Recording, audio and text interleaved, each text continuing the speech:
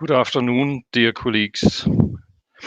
After 4 intensive online days, we have reached a conclusion, and it's a great honor for me to chair this session of a historical 12th International Congress on the Archaeology of the Ancient Near East. Historical, because it was launched and completed online due to the bravery and tremendous work carried out by a University of Bologna team led by Professor Nicolò Marchetti. Unfortunately, the ICAANE had to be postponed because of a pandemic which broke out in the beginning of 2020 and still is pulling a track of disaster across the world. We learned about the consequences yesterday from several directors general of antiquities: no field work, closed museums, increased looting, etc. And this tragedy came on top of years with armed conflict and destroyed infrastructures in several regions of the Middle East. Lebanon, Syria, Iraq, and Yemen, they all need our concern and support.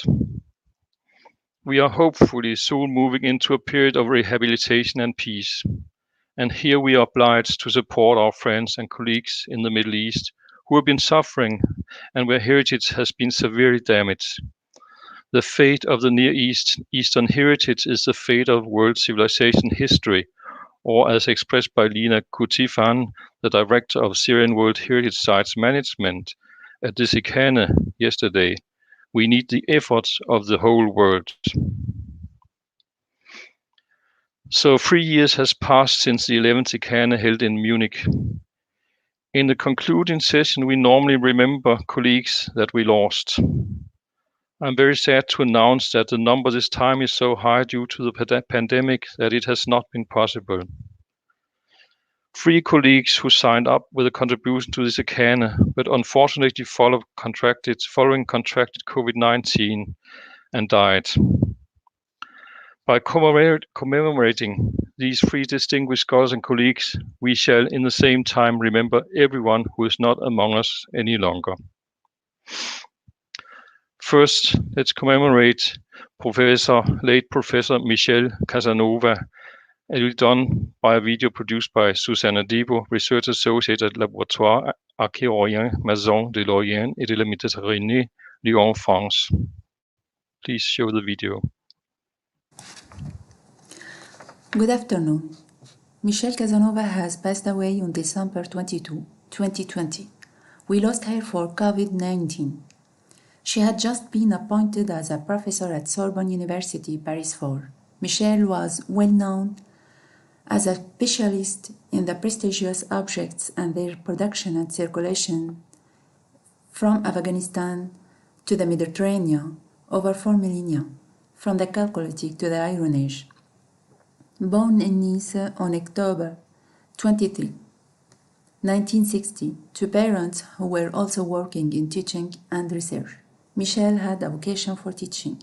She taught for 16 years in several secondary schools, then taught for 20 years in 3 universities, Rennes 2, Lyon 2, and Sorbonne University in Paris.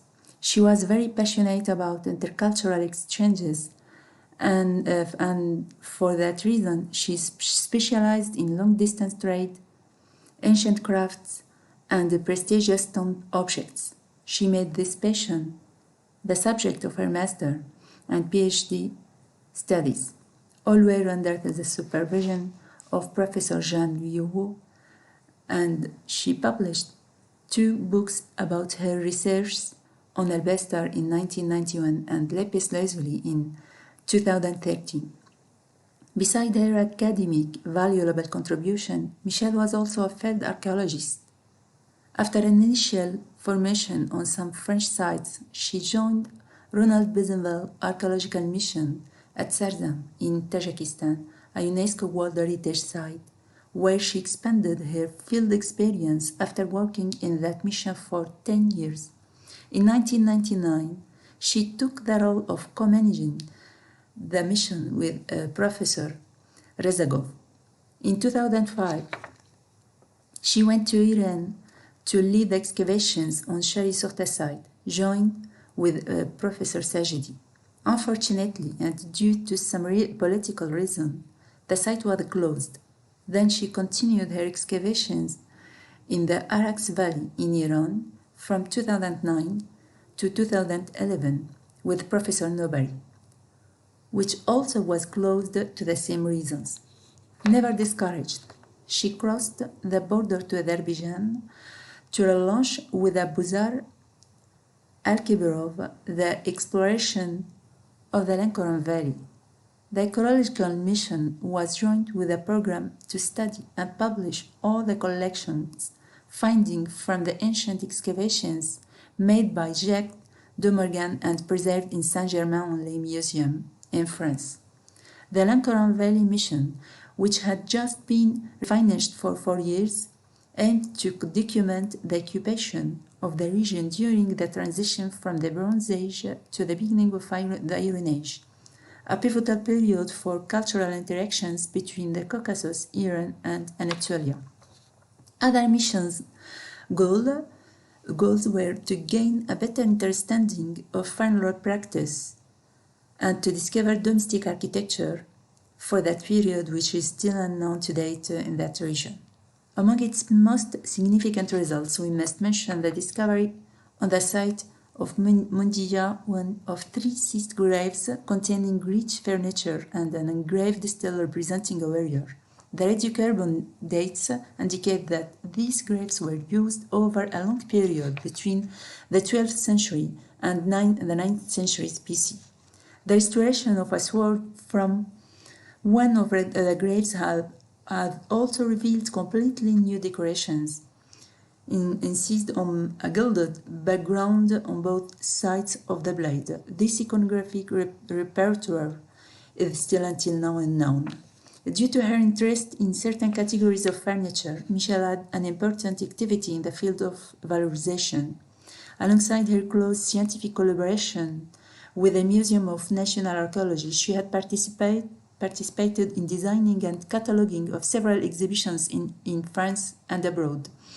The most recent was the exhibition of 10 years of Franco-Azerbaijani archaeology, which was organized at the Museum of Fine Arts in Baku in 2019, presenting the results of 3 Franco-Azerbaijani missions, followed by an exhibition with the same team in the Maison de l'Orient et de la Méditerranée in Lyon. Michéle was a committed teacher and researcher. She was generous, spontaneous, and courageous. She involved personally in humanitarian programs to rescue scholars and students in danger and welcomed some of them in France. She volunteered to assist students and colleagues well aware of the difficulty that foreign students might encounter. The students' attachment to her was deep and tangible. She will be remembered as a loved person with a great soul and an amazing teacher who will be never forgotten. The sudden disappearance of Michéle deprives us of her charming and warm personality and leaves us all friends and colleagues in pain. Our thoughts are with her family, her daughter Alexandra. We will be keen to pass on her work and her memory to the younger generations. Thanks for organizing this event and for commemorating our dear colleagues. Thank you. And now, late Dr. Anis Chaaya will be commemorated by Hanan Charaf, Assistant Professor of Art and Archaeology at Lebanese University in Beirut, Lebanon. I am here today to commemorate the passing of Anis Chaaya. Anis was born and raised in Beirut, and after a stint in business studies, he decided to pursue his passion for archaeology and cultural heritage. He did his undergraduate and graduate studies at the Lebanese University and moved to France for his doctorate. He returned to Lebanon to teach at the Lebanese University, where he was a professor at the time of his death.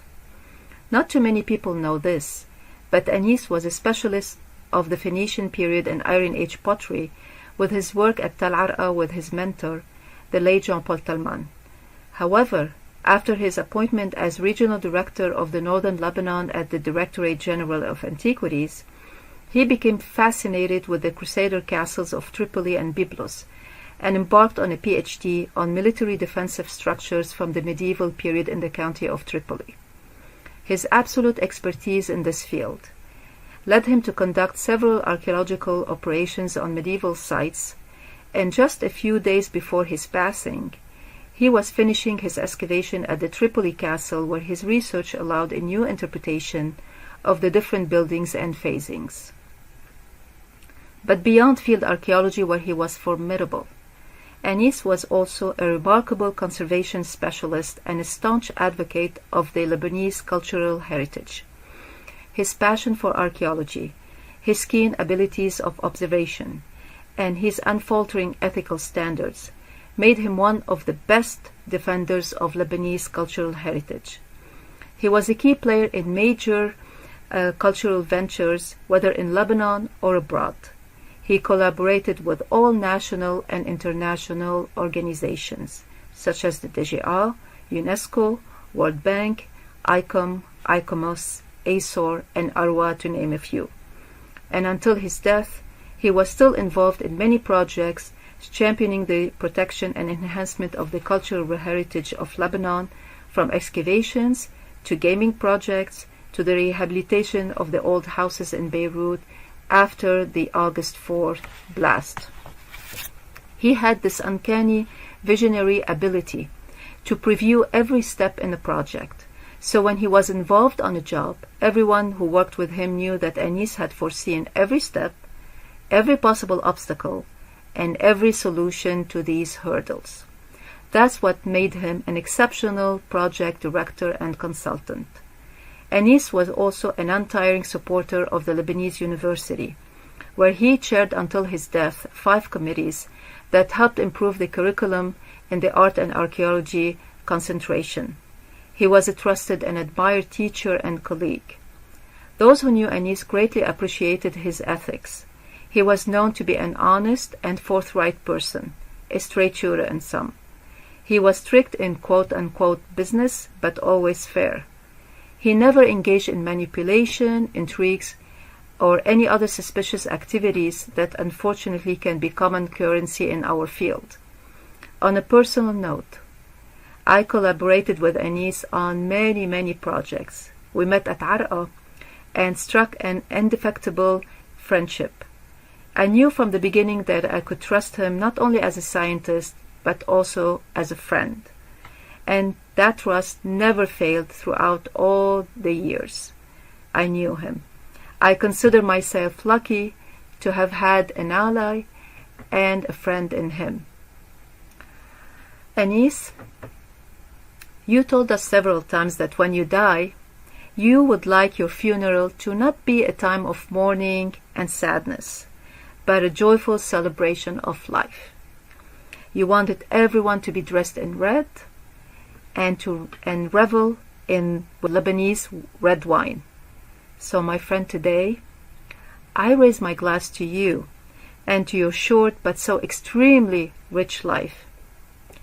Here's to you, Anis, until we meet again. Arrivederci, amico mio.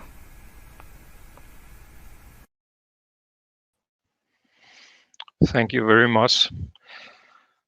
And now, late Professor Gregory Areshyan will be commemorated by Hakob Simonyan, Professor of Art, State Academy, Yerevan, Armenia.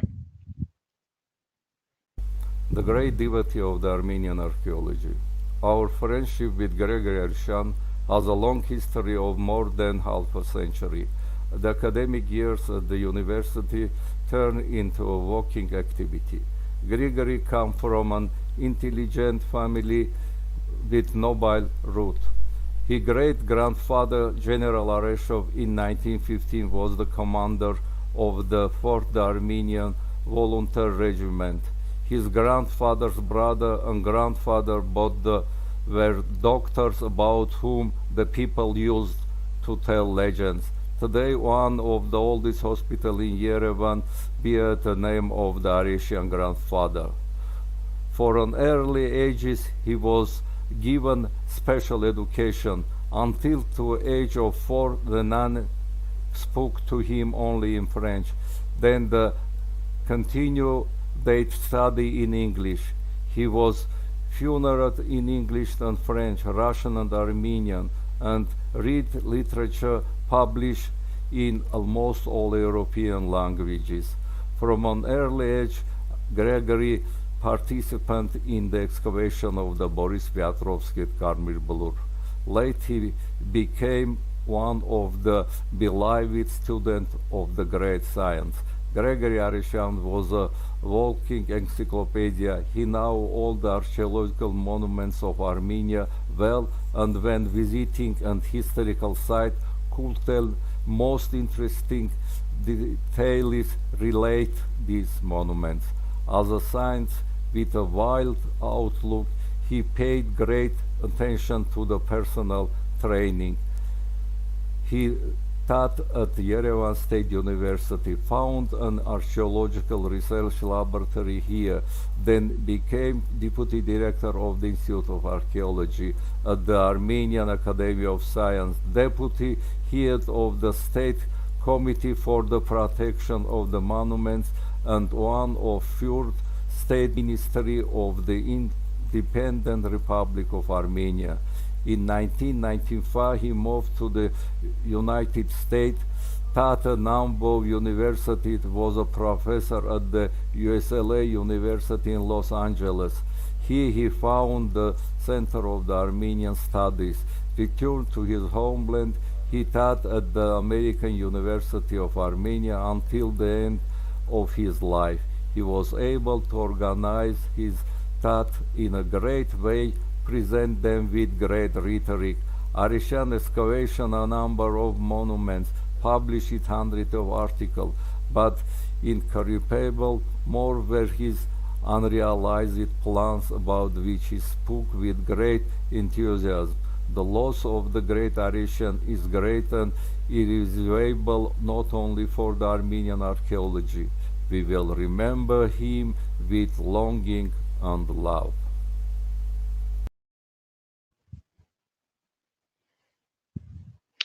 Thank you very much.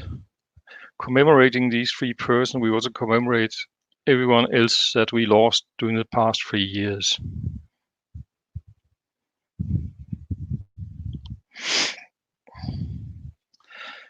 And now life must go on, and we'll now turn to the future that belongs to our junior scholars. And the ICAANE is a great forum for the upcoming generation of Near Eastern archaeologists. Perhaps I'm the only one who has observed this, but it appears that the scholars participating in the ICAANE from ICAANE to ICAANE gets younger and younger. The place where we meet several promising juniors is in the poster session. The ICAANE wants to promote and appreciate the enthusiasm for Near Eastern archaeology among junior archaeologists by offering prizes for the best posters. And now Professor Wendy Matthews will reveal who won the poster prize at the 12th ICAANE. Thank you very much, Ingolf. On behalf of all of us, a huge thank you to everyone who submitted a poster, and to Nicolò and the 12 ICAANE Organising Committee and technical staff for hosting these posters and this outstanding online congress, which has brought us all together. The posters present a great breadth and depth of research and have added greatly to the congress. We'd also like to thank Antiquem, Harasowitz and Brill, who've generously donated a grant in kind of books worth 100, 200 and 250 euros respectively for the best poster to acknowledge the best effort in printed dissemination of excellent content. And it's with great pleasure that this year the jury, the 12 ICAANE Scientific Advisory Board, awards the Best Poster Prize to Shamsia Sadozi and Sebastian Morrissey for their poster on post-excavation treatments of earthen archaeological sites. At this point, please accept our applause. The publishers will be in contact with you about selection of books from their catalogues, which will be divided between you. and news of your success will be posted on both the 12 ICAANE platform and Congress website. Many congratulations, and thank you again to all who submitted posters. We've enjoyed reading them immensely. Thank you. Thank you, Wendy. At this ICAANE, a prize is also given to the best paper or research into ceramic tiles and technology. The Ancient Tile Prize consists in a grant of €1,000 and is given by Iperceramica, a retail Italian company for tile production, I assume. The winner has demonstrated original research into tile technology of the Near East and will now be announced in the following video. Hi everybody, we are the Unibo executive team and we're here to announce the winner of the Ancient Tile Prize supported by Iperceramica. The winner is...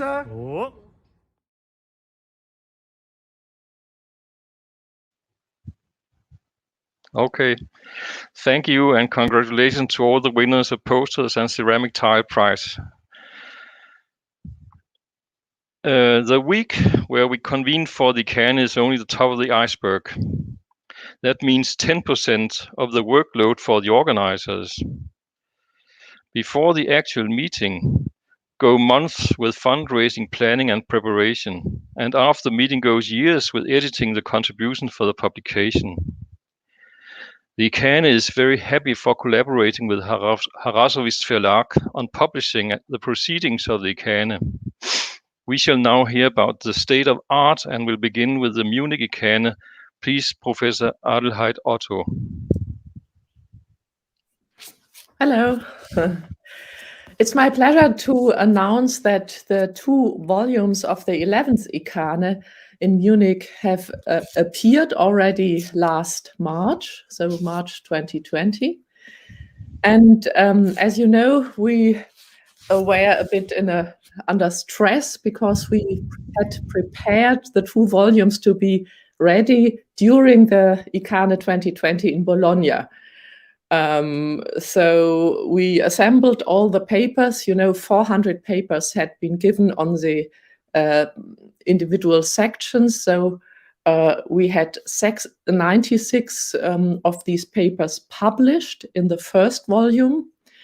And this first volume is about 539 pages. It was edited by Michéle, Kai Kanyut and myself. There are 43 papers about on the 5 major sections in it, on mobility, on images, on cultural heritage, on engendering, context of religion, and shaping the living space.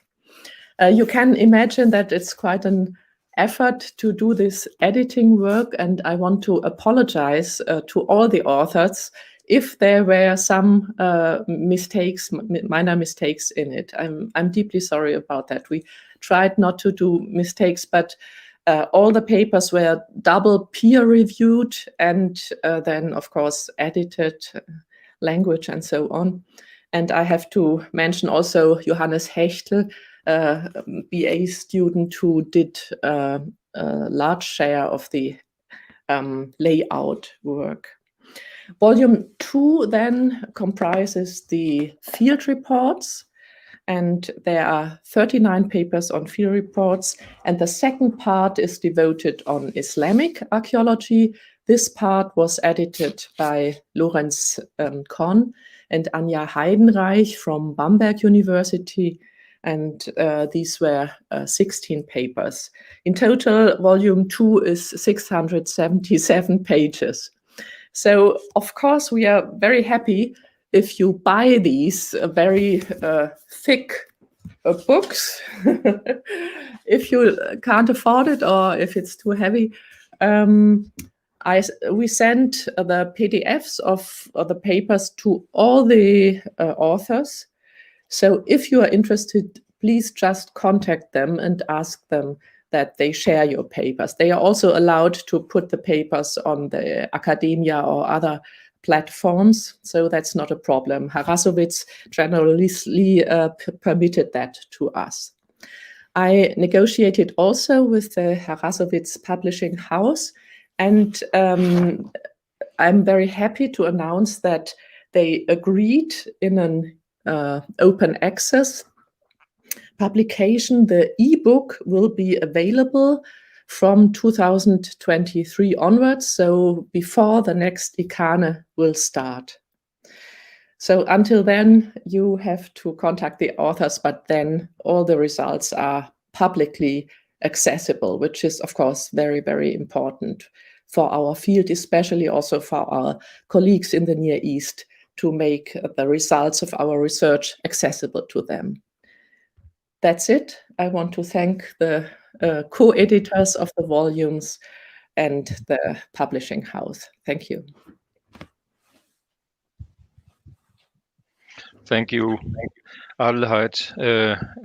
From the 11th ICAANE to the 12th ICAANE, and here Nicolò Marchetti has some important information for us. Thank you, Ingolf. In fact,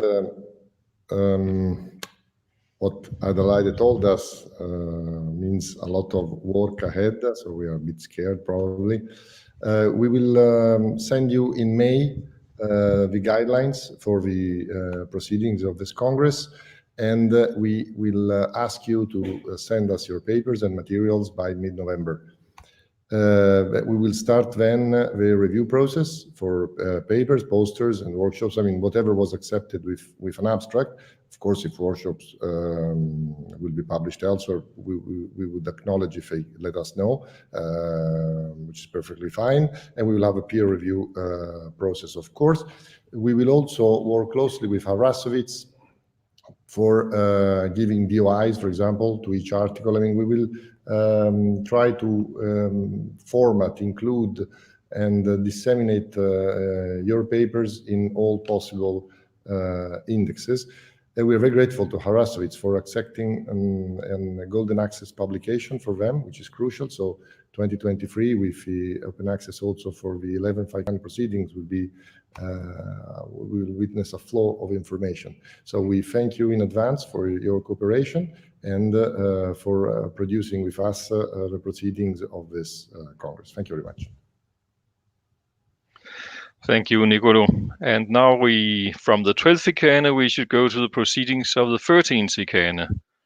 But there's a problem because there's been no 13th ICAANE. So we must have a 13th ICAANE. And I can start telling you that it'll be in 2 years from now. We will now stay on the uneven year numbers. During the 23 years of ICAANEs, it has been traveling through many major universities and research institutions, and thereby gaining momentum and strength. And it's reached a volume which actually reflects the importance of the discipline Near Eastern archaeology. We are about 1,000 participants today and could easily be many more. So it has also become difficult to find places and facilities that can host this volume of a conference.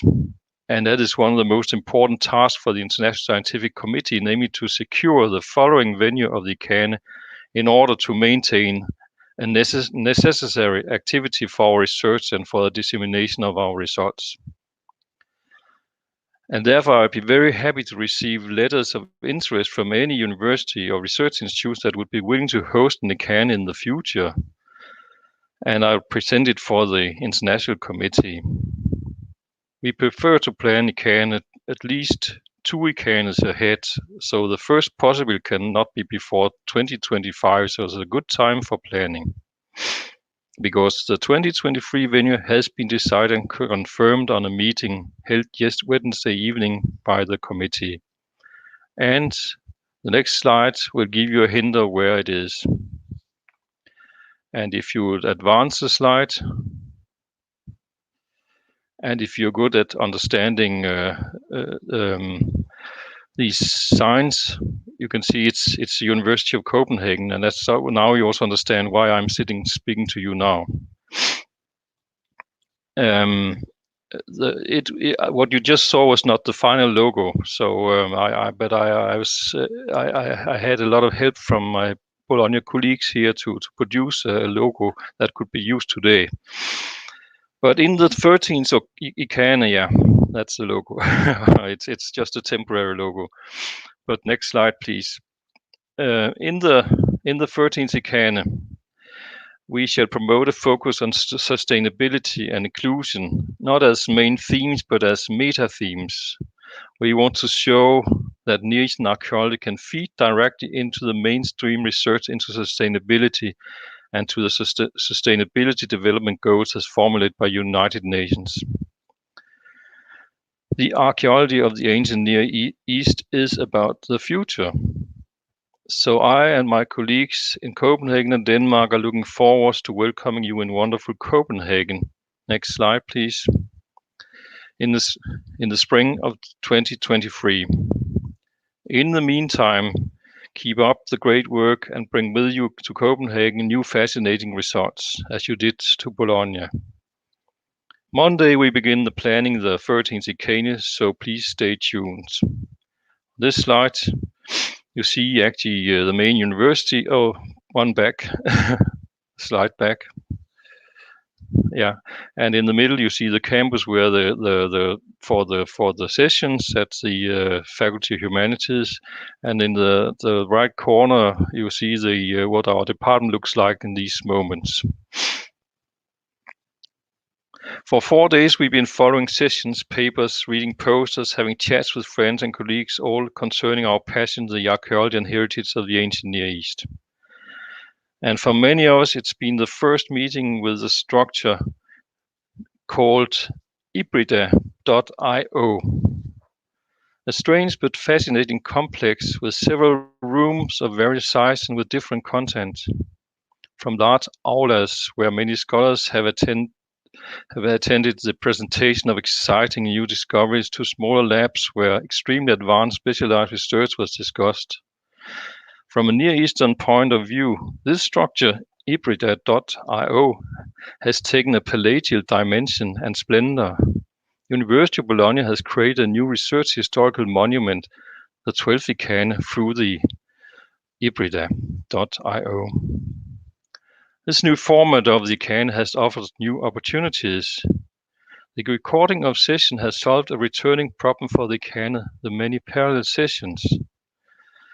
Now we do not have to miss an important presentation any longer, so recording, I think, may continue, if possible, along with on-site presentations. This is all due to the efforts and capacity of Professor Nicolò Marchetti to find solutions to not only challenges, but to challenges where most people normally give up. This capacity of Nicolò have we not only seen in taking us through the ICAANE during a pandemic. Hard to understand how this could happen in a town that probably is closed by all kinds of restrictions, but it did. But we know this capacity of Nicolò also from his research. He and his team's activities in recent years in Iraq is another example. Here I in particular think of the gate to Nineveh, attempted destroyed by Daest, but now recovered and protected again by Nicolò and his team. Next slide, please. And one more slide. Yeah, that says, see you later in Copenhagen. Next slide, please. Yeah. And it's very important for me here also to mention the members of the team behind Nicolò and mention them with our highest gratitude. Michéle Campeggi for posters, Francesca Cavaliere for the general director sessions and chairs, Claudia Dorazio, scientific secretary and program, Gabriele Giacosa, program backup videos, Eleonora Mariani, assistant to the program, Giulia Roberto, program and graphic layout, Marco Valeri, technical support, and then a team for control of quality, Vittoria Cardini, Valentina Gallerani, Vanessa Ferrando, Noemi Lacara, Yelenia Vigiano, Federico Zaina. Thank you very much. You've been doing an impressive, fine work. And you have made the impossible possible and created a new research historical monument at the University of Bologna, the 12th ICAANE. This is a time where we all send our appreciation to Bologna. And we do that by writing in the chat, which should be open. Don't write questions, just appreciation. Because how should we otherwise be able to applaud Nicolò and his team? So this is the time. So please write on the chat now. Another thing we can do, and as organizers of the next ICAANE, is to allocate time for Bologna physical dimension. So I promised we arrange a plenary event, a Bologna party, where we celebrate the successful outcome of the 12th ICAANE when we convene in Copenhagen. Unfortunately, we are not able to meet in Bologna, but I strongly recommend that you do so one day. Not only has Bologna a famous university, but the town is spectacular and beautiful with many attractions, crazy towers and a long history. And also, it is not in contrast to many other beautiful towns in Italy dominated by tourism. So next time you're in Italy, consider making your way through Bologna. And that's all what I have for you today. And I think then it's my duty to declare this historic 12th ICAANE for closed. So stay healthy and have a nice weekend.